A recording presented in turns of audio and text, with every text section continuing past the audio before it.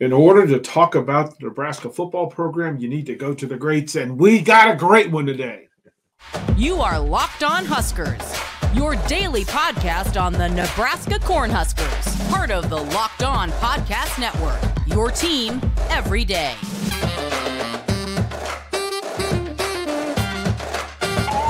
Sweet. I'm DP. See you there. Thank you for making Locked On Huskers your first watch and listen each and every single day. We appreciate you hanging out with us. If you would please subscribe, like, follow, and share. Greatly appreciate it. I want to thank you folks, the folks from Locked On, and then the folks from FanDuel Sportsbook. This episode is brought to you by the folks from FanDuel, the actual sportsbook for Locked On.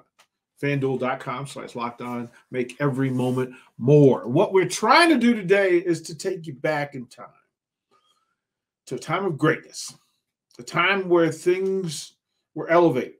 And there's a reason why. The people and the legends.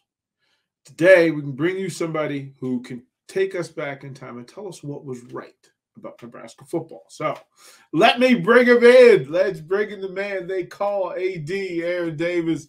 AD, what's happening, brother? Good morning. It's good to be here, DP. It's great to be here, man. I don't know about that legend part, but I'll take it. Hey, no. When the legend part is those that know, actual knowledge of greatness. That's legendary. Mm-hmm. Like, we miss it sometimes. Yes. Because we get caught up in that space. But give the folks a little bit of history about your time at Nebraska. Mm-hmm. You know, first of all, DP, thanks for allowing me to be on the podcast this morning. Thanks for everybody that tunes in. You know, it was, when I look back, I think as you get older, you appreciate those things a lot more. I think when you're kind of actually in the moment, you're in that moment. So you're just trying to maximize it as much as you can. And sometimes your head's down so much in it. When you kind of lift your head up all these years later, you realize how significant that was and how rare it was. It was rare air that we were dealing with at that time. And I think the older I've gotten, the more I've appreciated it too, because it was one of the most dominant runs in college football history. I mean, hands down. You know, so you see these teams that are, you know, of the past, 10 years, 15 years. Well, we did that 25 years ago, 28 years ago. So it makes it more significant, and you appreciate that you were part of that, a part of that team and a part of that dynasty. When we think back to greatness, mm-hmm. and it's breadcrumbs, right? That it allows you to track. There is a way in this community to make this sort of greatness happen. We talk about Coach Osborne, and it becomes two conversations, mm-hmm. the man and then the coach. So mm-hmm. I'll ask you to start first with the man. Mm-hmm. If I asked you about the man that is Tom Osborne, what's the thing that pops to mind for you? You know, it's a good question, DP. And I think I'm of the school of thought that there wasn't much difference between the man and the coach. The way that he lived his life was the way that he coached too. And I think those two are synonymous with each other. I don't think they're not much separate other than maybe the hats that he wore, but the character didn't change. In fact, if you listen to a number of his longtime assistants and people who knew Coach Osborne, I mean, from 73, in fact, it's this week in 1973 that Coach Osborne took over as the head coach at University of Nebraska. And those who have been with him for a long time, they've always said the most consistent person they've ever met. And I think that's the biggest thing that sticks out to me, DP, is that Coach is literally the most consistent man I've met besides my father. Those two are, they're both right there. How he did one thing personally, he did the same thing as a coach as well. And that rubs off on your players, that rubs off on your staff, that rubs off on your administration, that rubs off on your state. You think about the whole fabric of Nebraska is agriculture, and farmers. There is no off season. If you got a farmer that doesn't have anything to do, he's going to be a hungry farmer and a broke one. Right. So Coach Osborne, it was an all-year thing for him, and he realized to keep this monster fed and to keep this machine oiled. This wasn't a part-time thing. This wasn't a hobby. This is something that you did. It's who you were, and it's who you are.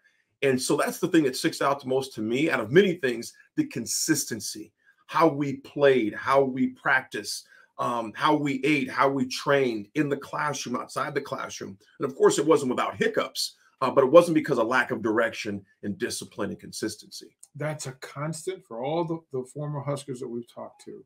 That's a thing that's been said on this podcast several times, and it's refreshing to me because it lets me know, yeah, we're right. Those are things, that boxes you have to check for greatness to exist. I'll ask you this: is there a lesson? If I asked you about the lessons of Coach Osborne, the things that affected you the most, give me one lesson. One situation that with Coach Osborne, you to this day you smile and you say that's quintessential Tom Osborne.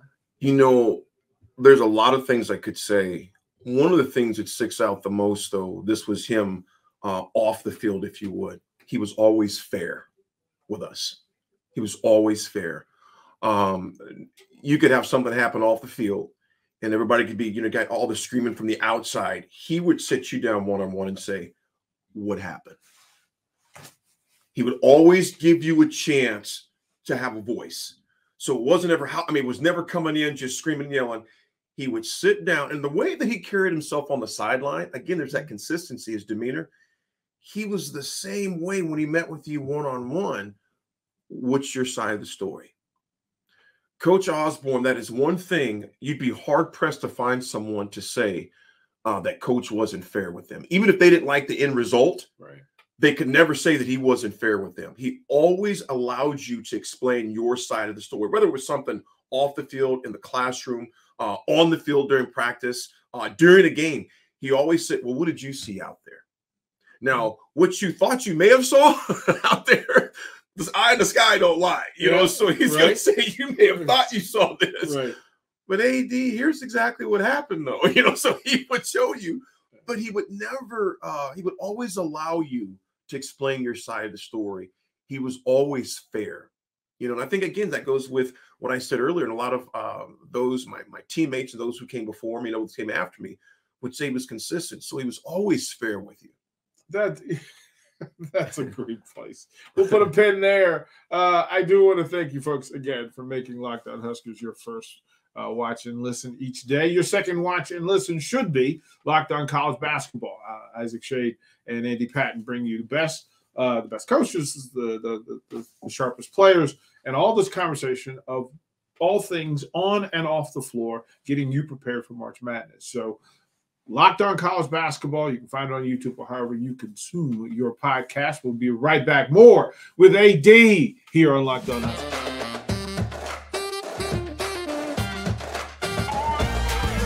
Welcome back to Locked On Huskers. Again, your first watch and listen each and every single day. We want to thank you, folks, for all that you do. We also want to let you know the episode brought to you by FanDuel Sportsbook. Make sure that you jump on there, again, for whatever your thing is that you want to be a part of, whether it's UFC, whether it's NBA, or March Madness. Make every moment more. FanDuel.com/lockedon, the official sportsbook of Locked On. With Aaron Davis, Husker wide receiver back in the day. And those words put together, Nebraska wide receiver, flanker, it means several things, and it means something different now than it did then. Today's game of 7-on-7 and slinging around and run down and stretch verts and all the that's not what y'all were doing. No. Walk me through the thing that was being a flanker and a wide receiver back in the 90s. Well, Nebraska during those times, obviously we were a run-oriented offense. We were option offense. We ran the ball probably 90% of the time, if not more. And it shows you the recruitment acumen that Coach Osborne and his staff had to talk receivers into who are used to catching, 5-10 balls a game sometimes in high school. And you got guys, some of your all-Americans like Kenny Cheatham that could have went. Kenny Cheatham could have played Division I basketball, football, or ran track. That's just one of many names. Corey Dixon, Abdul Muhammad. I can go on and on. The number of guys that Coach Osborne and his team, and Coach Brown as well, they did a great job of convincing us and selling us and showing us that here, you're not going to catch that many, but you're going to win. And at Nebraska, you had to learn how to block. And I'm not talking about just, a little, shot. I mean, to be physical. Physicality was a thing at Nebraska in the early 90s under Coach Osborne. And he preached that. I mean, it was just, it was a part of our DNA as receivers. In fact, PP, we were known as the best blocking receivers in college football. Now, of course, we're overshadowed by because it's the thing that stares in your face, the great running backs, the Lawrence Phillips, the Clinton Childs, the Damon Biddings, the Mike Roziers, I can go on and on. Then you hear about the pipeline, all those great offensive linemen we had. But there's something they would tell us as receivers. They would tell us to punish the perimeter. Punish the perimeter. If you punish the perimeter long enough, those runs that are maybe 5 yards, 8 yards, well, once those safeties and DBs are on their backs, and by the second quarter usually, and really by the third, they were tired of coming up and pursuing the ball because we had been beating them up and chopping them and knocking their helmets off for 3 quarters. You hit a man enough times in the mouth, he's not going to want to play anymore. Or he's going to be very hesitant, to shoot up to that line of scrimmage like he was in the first quarter, because he's like, you know what? I'm tired of getting hit by this receiver, this tight end, and then I got a big offensive lineman. He goes, I'm done. Yeah. So if you could take the will out of a linebacker, out of a safety, out of a monster, out of a corner, those 8-yard games become 50-yard games, 60-yard games, and then you really snatch their soul from them to even play the game anymore. So they taught us physicality. And in fact, Coach Osborne gave us a stat, and it's over 50%. I do know that, to be safe. The next week, the teams that played us lost because there were so many players missing. They were on milk cans because they had so many guys that were injured or slowed down because we had punished them so bad the week before. Our goal was to play clean, but we were going to beat you up physically. And as receivers, to bring it back to your question, he had to reprogram, Control, Alt, Delete out of our minds that you're going to catch 8, 9 balls a game. You may get 3 or 4, but if you punish the perimeter, you'll win national championships, and that's what we did. That's so consuming of an idea, a standard for Nebraska football. Yes. And the fan base has a hard time going from that bridge to today's football. Mm-hmm. So I'll ask you, is there a way that Nebraska can get back to that style of football in today's Big Ten style of play? Can they get back to that and have success against the Ohio States, Michigans, et cetera? Well, DB, that's a good question. You said the standard. That's how the Big Ten plays right now. They play physical. So the way that we played then would totally be transferable today because we were one of the blueprints of it, physical football. You look at your top-tier teams in the Big Ten, your Michigans, your Ohio States, even as far as offensive line. Like it or not, Iowa's got a heck of an offensive line they do every year. You look at your premier teams in the Big Ten. Your Wisconsin's another one of those. Minnesota has been playing that type of physical type of football. Nebraska football, we did that. That was how we played the game. And that's a want-to mentality. So can it be done again? Yes, but you have to recruit players and develop players to want to play like that again. So can it happen again? Yes, but you have to develop. You can get all the stars you want, but if you don't develop them and create in them a physicality type mentality, no, you can't. Can you do it? Yes, but again, that's yet to be determined, and I hope to see that. I'm kind of like that old saying, trust but verify. Verification comes from me and many millions of other Husker, and I can say millions of other Husker fans. Yeah. It comes on Saturdays. But can they do it? They totally can do it. You got to develop, though. Developing is one of those words that we circle and highlight because Nebraska is a recruiting community, right? So they spend a lot of time and a lot of energy and a lot of resources on recruiting. But the other side of it is, and as well as Nebraska has been recruiting people to the middle of the country, then the difference between winning and losing becomes about development. Mm-hmm. And I'm not sure that Nebraska has that right yet. As a matter of fact, there are some studies that were just released about the lack of development. Mm-hmm. The most important group that has to develop and to get back to that way of playing is the pipeline, is the offensive line.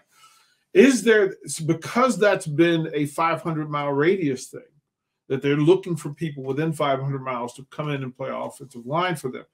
Is there enough talent in this 500-mile radius for them to get talent to be competent and be the top 3, top 4 offensive lines in the Big Ten Conference? I agree. It's once you establish and reestablish relationships. You know, my in-laws are farmers. You know, they have a lot of land. And when I was in college, I'd go out there and we'd redo some of the fence posts. And the fence post is hard work. It's hard work because you have to tomp those things down. You tomp, you get it out, and then you get the post in there. You got to make sure it's steady. And you got to make sure it's strong. Then you lay the barbed wire fence. There's a whole process in there. And you did that because you didn't want your cattle getting loose and getting out because that's money you lost. When you bring that in Nebraska football recruiting. If you don't do the post work, visiting the high schools, establishing relationships, getting those kids when they're in 7th, 8th, 9th grade to have that interest once again, like I was, and hundreds of other kids, thousands of other kids in Nebraska that just couldn't wait to play for Nebraska. But the reason why we had that is because Coach Osborne and Devaney before him, they made sure their fence posts were secure. They did that through in-school visits. They did that through football camps. They did that by being available to coaches. You return calls. You went to their schools. You say, how can we help you? Because maybe that school didn't have a player this year. He may not even have one in 3 years, but maybe in 5. And because there was the emotional deposits that were put in that relationship, the first thing that coach is going to say, Coach, we got one here. And he can make that call because you've established that relationship. You took care of your field. You made sure that those kids were not getting outside of that 500-mile radius. That takes work before the kid is even in high school, before they're in junior high. You got to have relationships and secure your borders. John Thompson used to say this: I have to make sure that if there's one in my backyard, he's mine. That's right. He's mine. That's right. And if he does go DP, it wasn't because he wasn't offered. It wasn't because he wasn't loved. That's right. That's the real part. That's right. He has to know that that's home and that he's welcome there. That's right. And that's a big part of it. We'll go to one more break. When we come back, we'll close out Lockdown Huskers with Aaron Davis of the Huskers here. Be right back.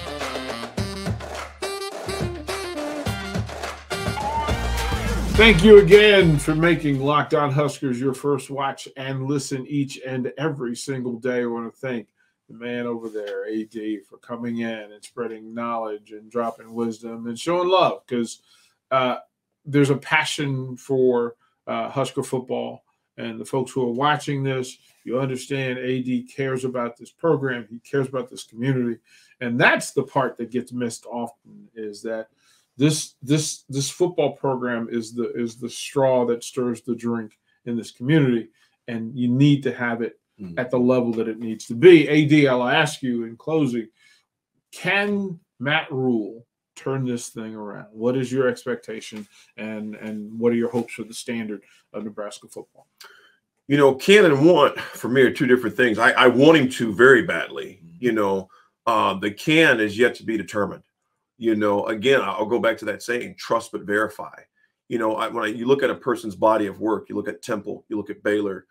In particular, I'm going to give him kudos for Baylor, because Baylor was just in a horrible situation. I mean, they were probably only a step away from having the death penalty similar to SMU had back in the early 80s. I mean, he had over 40 players that left. I mean, that's half your roster almost that's gone. And to go into there and did what he did was very impressive. I like the moves he's made so far as far as coaching. I like the vigor. And more importantly, I like the work ethic. Not a lot of talking going on that we're going to change. No. Just put in work. Just do the work. So to me, can he? That's yet to be determined. Do I want him to? Absolutely. Because at the end of the day, DP, I was born and raised here. This inn right here that you see right there, that's bigger than any coach who's been here, that will come here, that's here now. I want the institution to be successful because, as you mentioned there, you explained it beautifully. Nebraska football is a straw that stirs the drink of this state. I mean, we're the porch light. Nebraska football is the porch light for the state. So I want Rule and those guys to be successful. I want them to get Nebraska back to relevancy. You know, I mean, just to be relevant again would be nice. But to be, I mean, our DNA, what's the pedigree of this state and that program, it runs deep. And lately, there's been empathy that's been there. And anytime you have a fan base that's empathetic, that means it really doesn't matter to them. I mean, it's like, yeah, if you win, you win. You don't. So the first thing you have to do, you have to get folks out of being just empathetic about it, to where they don't care anymore. They're just indifferent to it. You got to get people back to the point to where they're not at the game. They come back to the game with expectations. That's been one of the biggest things that's been missing is expectations, because the close cousin to end expectations is empathy. So I want him to get back to Nebraska to where it does matter to fans when they come in the game. They expect to win.